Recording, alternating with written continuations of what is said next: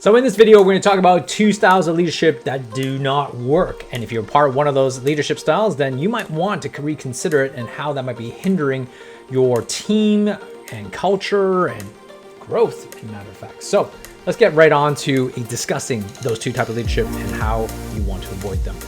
I'm Lawrence Tam, the Chiro coach, and today I'm going to be talking about something that's really important to me because when it comes to practice, I think it requires a strong leader, and a strong leader requires, you have to have certain characteristics and you have to behave a certain way. And this kind of came up to me when I was just discussing to one of my clients in Vancouver today. And we were talking about leadership styles and how important that actually is. So we were chatting about regards to the impact of leadership and how the chiropractic professions are renowned for having these 2 leadership styles. Because let's face it, a strong leadership in your business is required because it provides guidance and direction and also creates a strong culture where people want to work and also want to be with, which hence also translates to the types of patients that you actually going to attract. A poor leadership style, unfortunately, that leads to disgruntled employees, or employees don't know what they're doing or why they're doing there, and it leads to more frustration from you because you as the principal chiropractor are trying to motivate and inspire these teams or your team, but yet they don't want to be there and you wonder why. And so this is what I want to kind of cover in this particular video, is to kind of talk to you about those 2 type of leadership styles. So let's kind of talk this through, right? I think there's a discrepancy between left and right. So let's kind of go through each one. I think on one side, you have this type of leadership style, where really what we call the micromanager, okay? And the micromanager is this, right? So we have, let's kind of draw this one out too so that you can kind of see it. The micromanager, I think what happens is that they actually are more like this. They kind of take that, you're at the top, and what happens is that you kind of be in the middle of freaking everything. And I know you know who you are. You kind of like just cannot seem to let go of control. You like telling people what to do. You obviously want to control, and that's fine. We all want control to some extent, but you're in the business, which means that everything has to go through you, which means every decision, every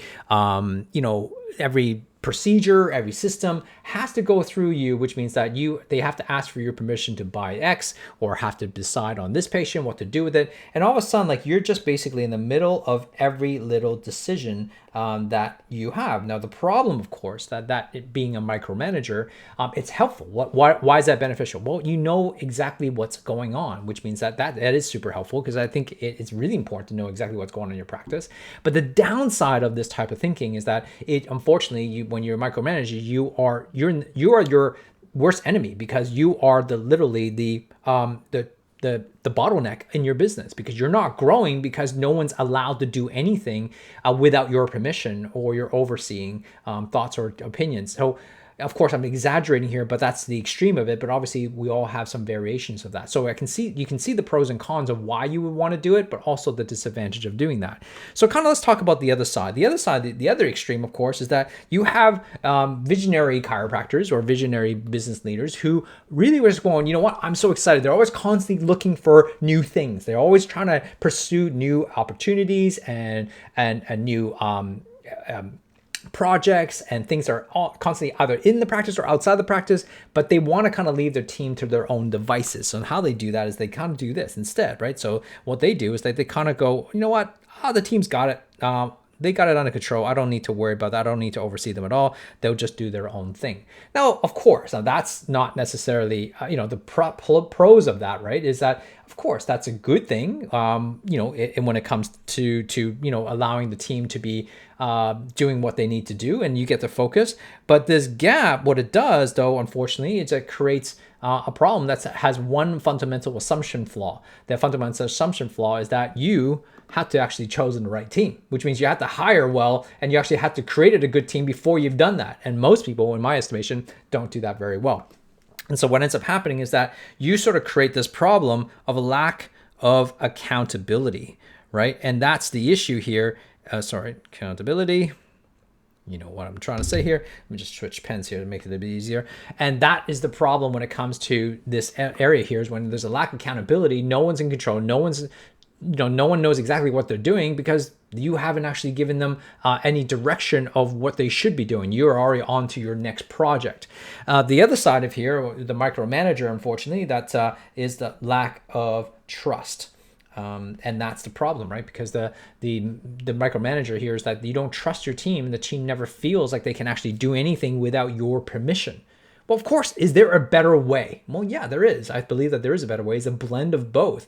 You need to be on top of things, but also at the same time, you need to kind of give them some you need to kind of create some accountability and some hiring process. So here's what my thoughts are around this, is that I think there's a new way of kind of thinking about this. I think the new way is looking at, from this perspective, is that where you are looking at the blend, it's blending of the two. And I think that where you can kind of figure this out is that, you want to be on top. Like if you're the business owner here, obviously you want to be on the top level here, but I'm just going to do another level here, because let's face it, a couple of things is that when you make things up, like your job is to make things up, right? This comes from a really good from strategic coach Dan Sullivan, who kind of taught me this, is that most of the times as a chiropractor is that you're focusing on 20% of the things that give you 80% of the results. And if you can do that, if you just put your energy on 20% of the things that you're gifted and genius at, then all of a sudden that 80% of the results are going to get. That comes from Pareto principle, right? So if the thing is that if your job is to make things up, then all of a sudden like you have the second level is that you want to be able to have a practice manager or project manager to help you kind of make things real, right? So you want to make things real. So makes things happen, because they're the ones who actually take your ideas from here and then trying to, create and tell them. You want to tell your vision, because this is all about vision up here. This is all about trying to go, here's my vision. This is what I want to create. And then what you need to do is then you need to kind of create a practice manager where they can go, here, I'm going to take that, what you have, and we're going to go through our values and make sure that we have a strong enough values to ensure that we can actually accomplish this thing.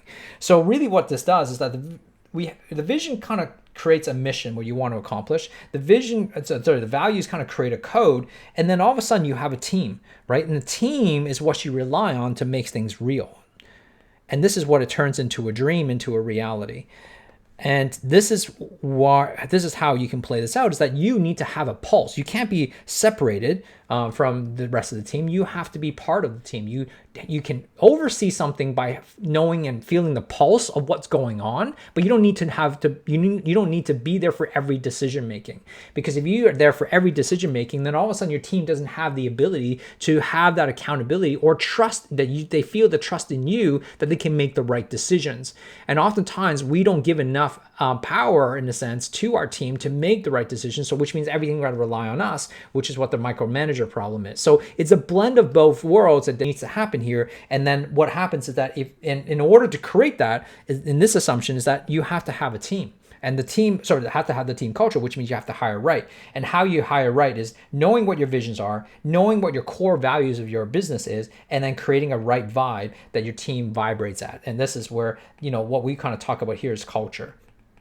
And the thing is that when you have a team that's aligned with you and where you want to be, and also what you're doing, this whole team, the vision of values and vibe, becomes this strong bus, like a bus of what Jim Collins talks about, where they're moving towards a direction and they know exactly what their roles are, responsibilities are on the seat, but they actually know where they're going, and they're very, very clear on how to make that happen. But you give enough leeway for your team to make the right calls to ensure that value, or ensure that vision is going to be met, given by the values that you have created within the team.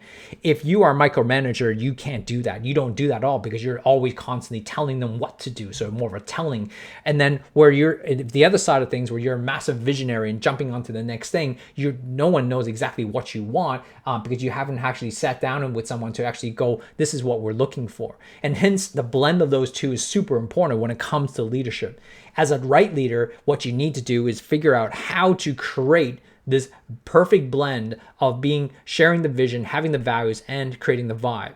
And what you need to do is creating that culture, that tightness culture, that allows each member of that team to know exactly what they're trying to accomplish. They know what they're going to need to do. They know exactly how to make that happen.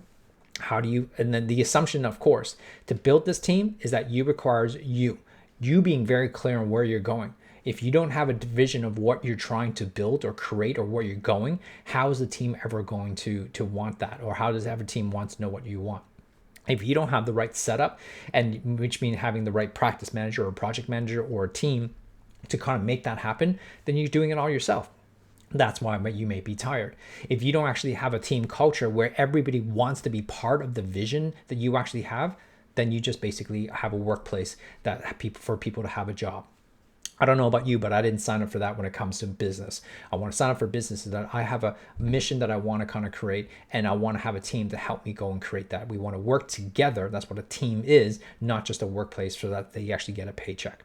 So this is how I believe leadership needs to be. This leadership is just one of 8 business drivers that we need to have in the practice.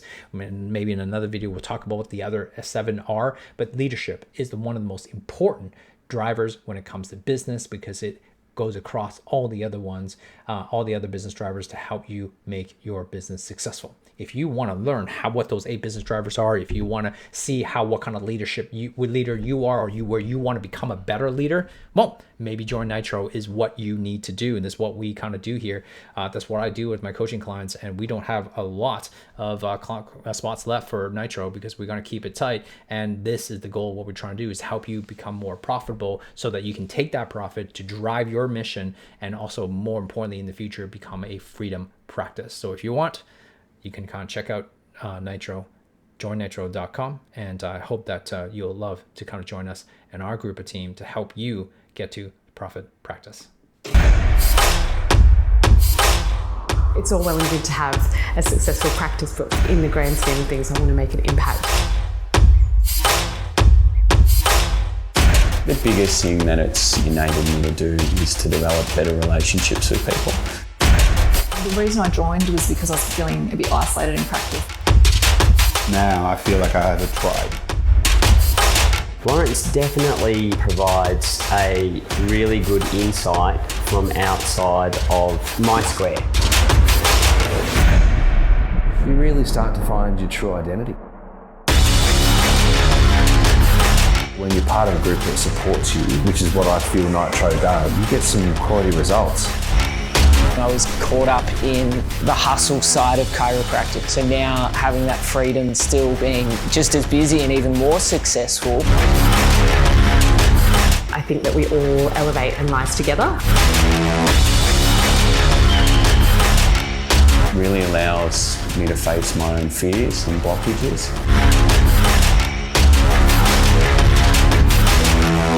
It's about being with like-minded people, but being about people who want the same thing, which is like this willingness to support each other and hold each other accountable at the same time. We went from seeing an average of 140, 150 people to seeing now 250 people. I do have the confidence to, have that voice and make those changes, and I definitely wouldn't have been able to do that without Nitro.